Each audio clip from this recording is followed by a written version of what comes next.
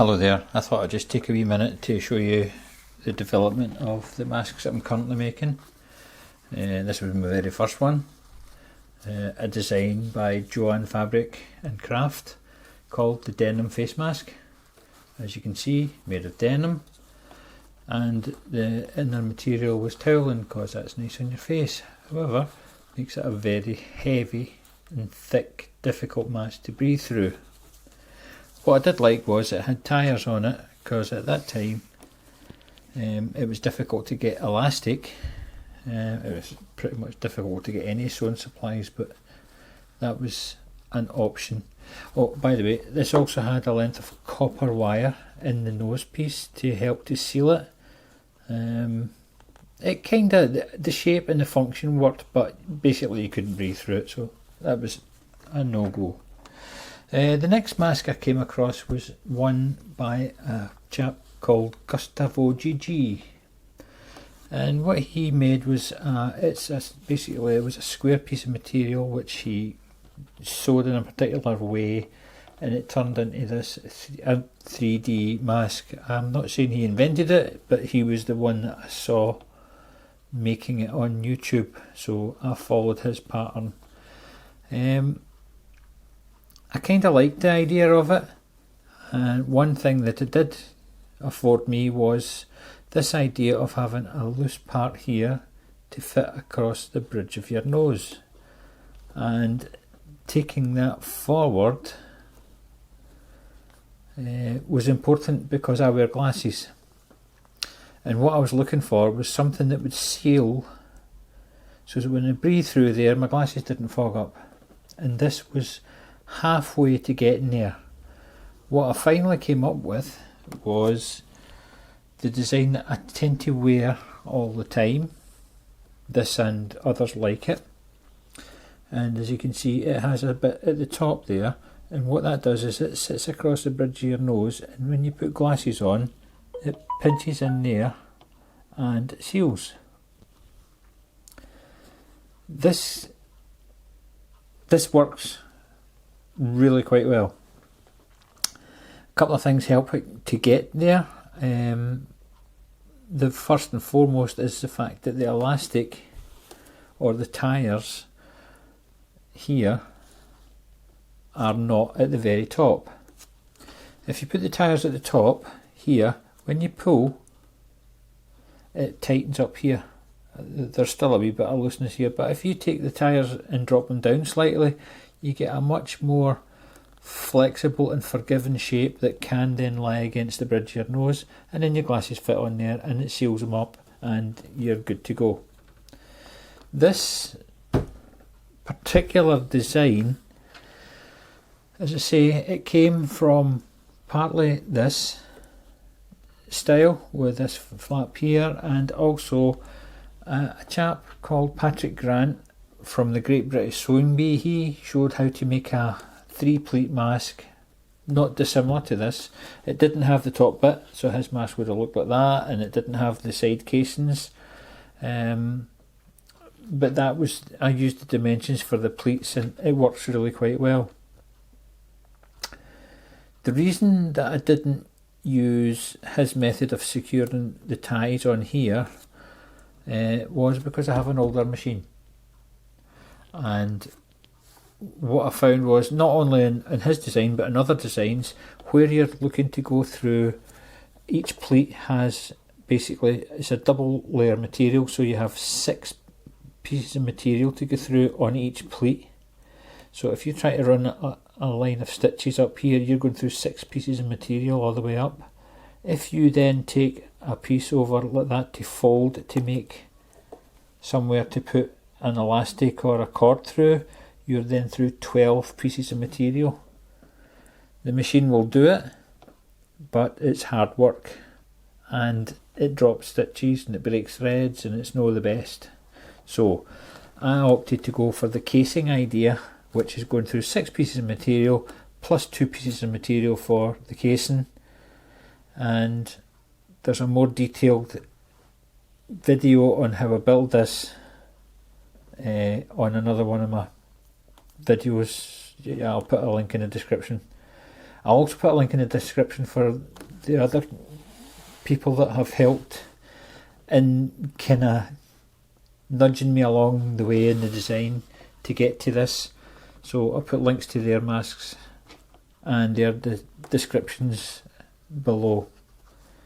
If you can get a mask that you can use and it helps you to stay safe and helps keep others safe, then I don't mind whether you use my style or any of the other styles that I link to. Just use a mask and stay safe, keep other people safe. With that in mind, these are designed to be protecting other people masks. I came across some studies in America, or a study in America, and I have it on a blog post. Again, I'll link that as well in the description below. These are the current masks that I'm making. It's a layer of cotton on the outside and polyester on the inside. No, it's not polyester, it's polycotton on the inside.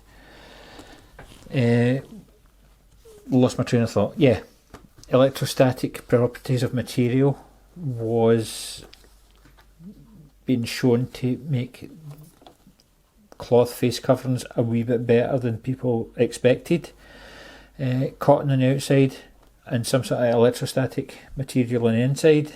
They used the spandex chiffon material, which I can't get, so I just went for pure spandex.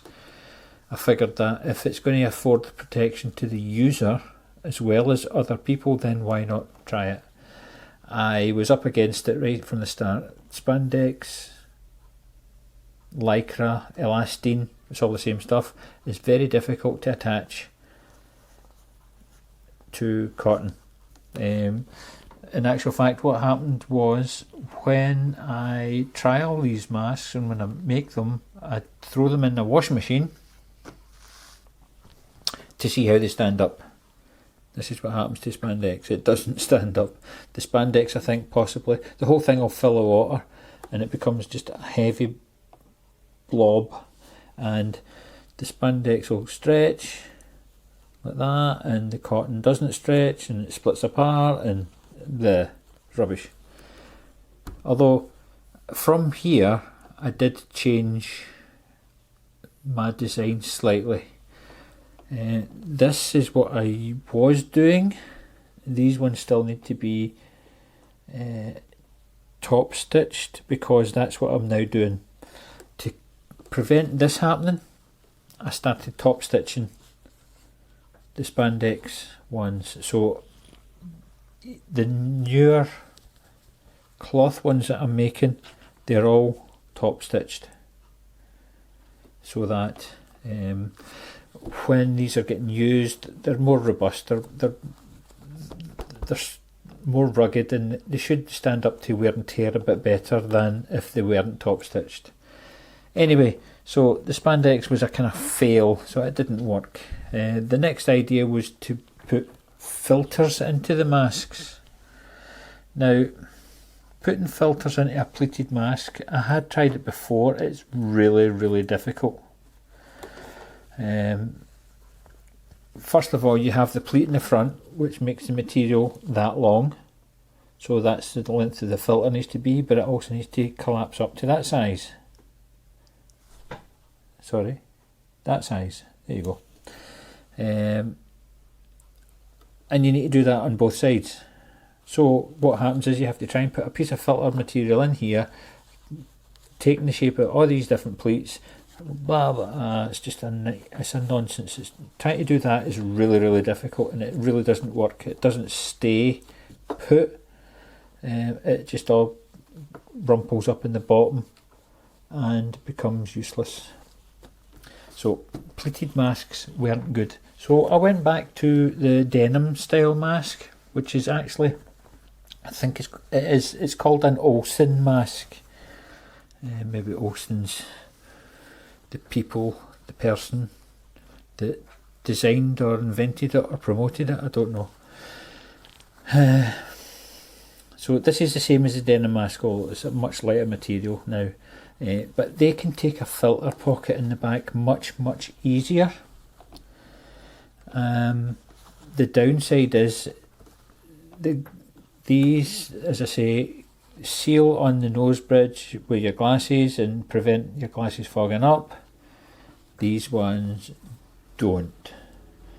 What happens is, and I've tried them in a few different shapes, just to try and see if I can work out some way of affording that kind of property to have the bit at the top sealing on the bridge of the nose when you put your mask on, so that it would stop your glasses from fogging up. What's happened is, because of the style, because of the shape of it, it's an oval here, but the tyres are essentially on the top and the bottom edge, no matter how wide this part goes, so that when you tighten it up, this part becomes straight. It doesn't matter what shape you use or how you do it, it happens to them all. So the anti-fogging properties of these masks isn't great. And that's what I need. I wear glasses, I need the anti-fog ability. There's no point in having this with a filter on it if I can't see. I'll come back to that though. I'll leave that there, and I'll hopefully remember me to come back to that, because I have another idea. So anyway, what I now do is made up this template here, and I'm trying to do a split pleat. There's a pleat in the top and a pleat in the bottom, and what you then do is you get your filter material, and it should be easier to put it into the bottom and then put it into the top. It's not great, but if it's going to protect you from a virus, then you'll just spend that little bit extra time doing that. It's a bit bulky, it kind of works. It's the mask is in the right place, the filter's in the right place. It has the bit in the top to seal against the glasses, so that kind of, okay, the casing here would be dropped down, that was just knocked together to make sure that this part would work. And as I explained before, because these are up to here, this bit isn't as loose, so kind of reiterates the point. If I make the casing to the height of my fingers here, then all of this then becomes loose. Anyway, that's by the by. My final is just to put a split in the top of the pleat, right at the very top, the very first pleat down, put a split in it. What that does is, hopefully it will allow me to fit the filter material straight down to the bottom, like that, simply, and then at the top tuck that in at the top, so that when you put your mask on, the filter material should be in the right place. Obviously this needs work and needs practice, and if it's going to work, I will do that, and that'll be the way forward, so that this is affording protection to the user as well as other people. Having said that, if this doesn't work and it's not viable and it's not a good solution, I will continue to make face coverings, which I will use because I wear glasses and these are really good for that. But I would also probably try and make, not for me but for anybody else that wants them, this style where they can in actual fact use a filter. Look how easy that is, just to put a filter in there. There you go, filter in, job done. If you go shopping and you rely on your glasses to see stuff, then you kind of want to have the best of both worlds, which is why I'm holding out some amount of hope for this style, and hopefully if this works I can get the best of both worlds. Bottom line is, out of all these masks and all the links I'm going to give you below, go have a look, see if there's anything here that you like, that you want to try, you can make or get made for you, and get yourself a mask so that you can keep others safe and others can keep you safe. It's as simple as that. So take care and thanks for watching. Bye.